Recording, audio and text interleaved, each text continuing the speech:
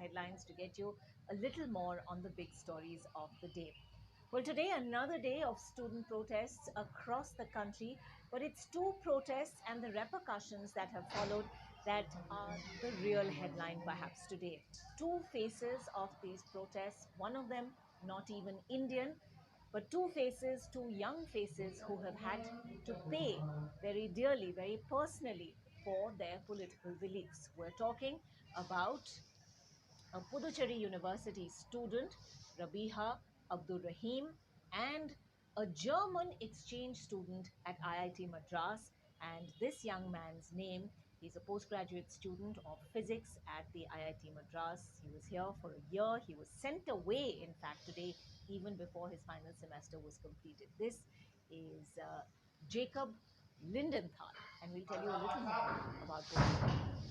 Now, Rabiha Abdur Rahim and Jacob Lindenthal are the two names that are trending on Twitter all day today, and indeed on most social media platforms. So, what do we know about Rabiha Abdur Rahim? Well, she is a postgraduate student of mass communications at the University of Puducherry.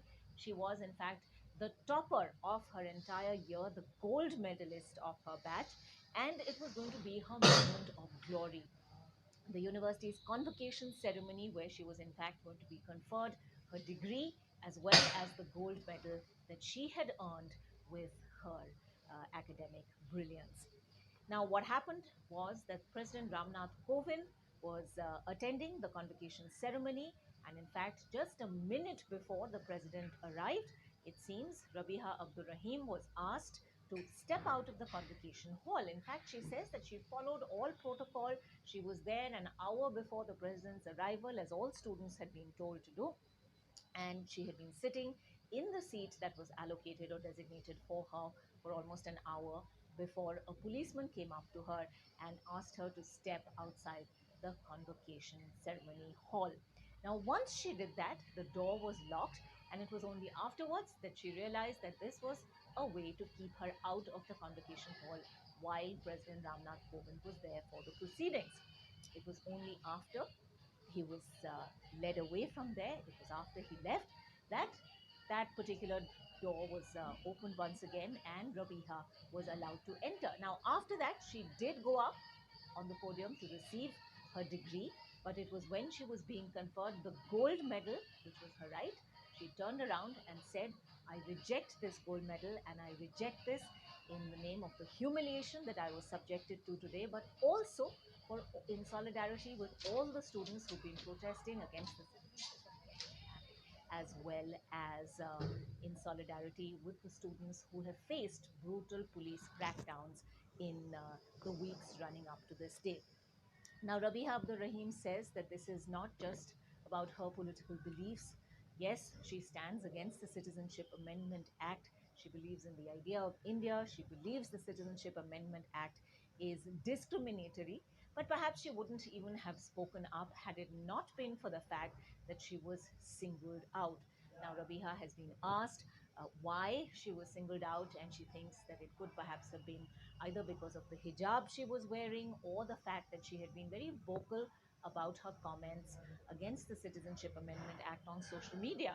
Now, she thinks that perhaps the police did a background check on all students because the president was going to be there to, well, single out potential troublemakers. They clearly thought she was one of them, and that's why she was not allowed to be in the auditorium at the same time as the president. Now, many people are tweeting about Rabiha and saying this is an absolute violation of her fundamental rights, and the fact that she's rejected her gold medal as a mark of protest actually sends out a very, very, very strong message indeed about what she stands for. Now, Rabiha herself says that, what good is a gold medal by itself?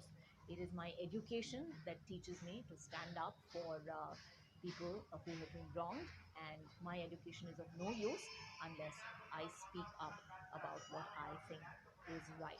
So there you have this one young person who sent out that very strong message today and rejected her gold medal. And there are many who are saying that just being kept out of the convocation hall like that was a blatant violation of her rights, something she has said herself. Let's talk a little more about Jacob Lindenthal. Now, this young man, as we said, a postgraduate student of physics at the IIT Madras. He's a German student. He was in Chennai for a year, and he actually took part in not just the campus protests inside IIT Madras, which, as you know, have been building up in the last few days. And of course, superstar turned politician Kamal Hassan went and express solidarity with the students there as well. And it's been one of the headlines that we've been covering for some time. But this young man decided that he wasn't just going to restrict himself to taking part in the protest on campus, he also attended some elsewhere in Chennai as well. Let's try and focus on this poster that he's holding up over here. If you want to just come in a little closer.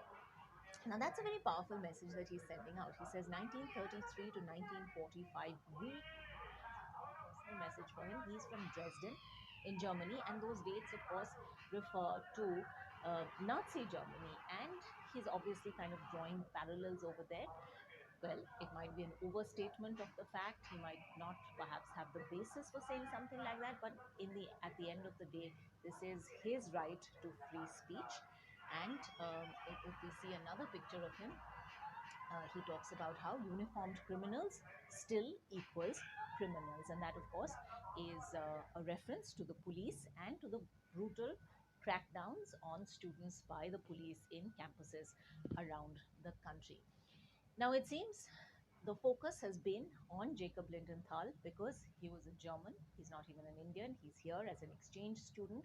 And apparently, it was the Foreigners Registration Office in Chennai that told him verbally, according to all reports, that he could no longer stay in India because he had violated the terms of his visa. Now, as a student visa, it seems he shouldn't have been taking part in any protests at all. Now, once again, this is something that has raised a lot of hackers, raised questions about what sort of indecision, what sort of anxiety this seems to indicate, what is the message that is being sent out to the outside world about India and its ability to stomach protests from various sections of society, and why a German student who is living here in India and participating in Indian life to all other in all other matters cannot in fact take part in protest. Now, that is something that we are yet to figure out, why such a drastic action needed to be taken